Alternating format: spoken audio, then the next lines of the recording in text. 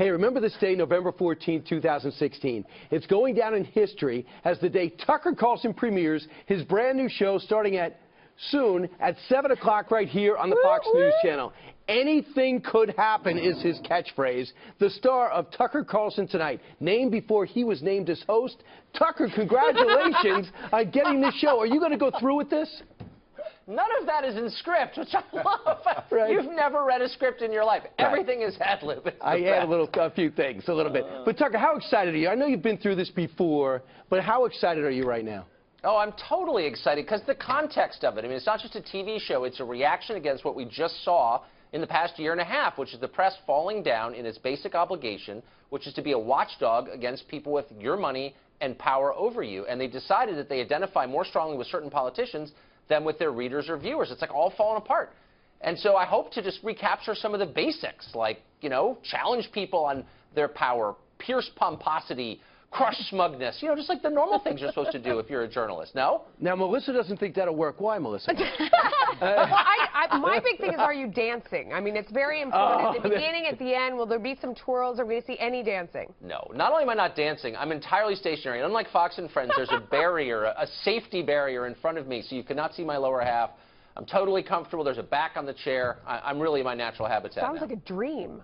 It is a dream, actually. Sounds like an excuse to wear Bermuda shorts to work. Will you have Paul Begala? Will it have that kind of confrontation? Will it have, you know, what will make it different than the Brett show that precedes? I'm looking at my booking sheet here, and there's a roaming correspondent from the Fox News Channel, I think, on later this week. Mr. Geraldo Rivera, ladies and gentlemen. No, I mean, what's going to make it different? A couple of things.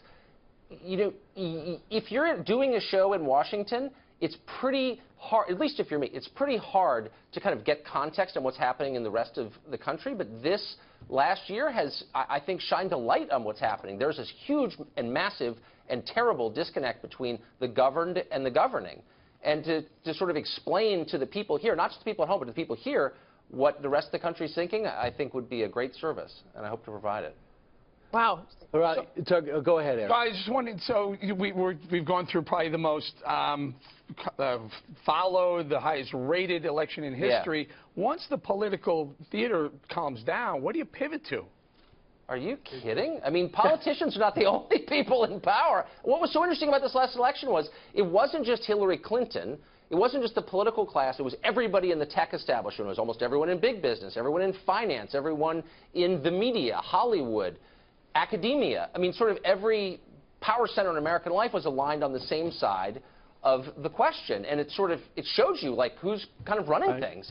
And look, I'm no revolutionary. I'm not even really much of a populist. I've lived here all my life, but I do think that people who are affecting your lives ought to have to answer pretty straightforward questions about what they're doing. And so we're going to do that. In my opinion, one of the reasons you got the show is because no matter how bad things get, you always seem to have a positive light on it. You're approachable. You'll accept another argument, and you'll let people talk. That's part of the gift. The problem is you don't have a woman in the middle and another guy on the other side. You're used to being on the couch. It's just Tucker. No women, just Tucker. I know. I'm going to have to take up the whole charm piece myself, which could be a huge problem. Thanks for rattling my confidence, Brian. All right, here's a woman. Pretty good about this. So here's a woman, and I'll be with you to help out with, you know, the other chromosome, the other side on Wednesday night. Thank you for asking me for tonight, but I'll be with the children. KG? I love the haircut.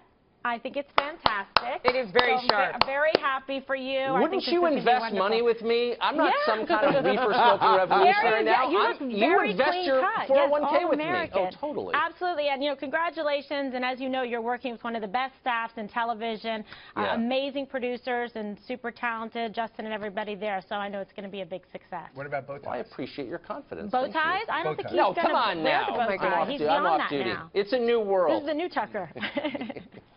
I just talked to Kreskin. He predicts a big success.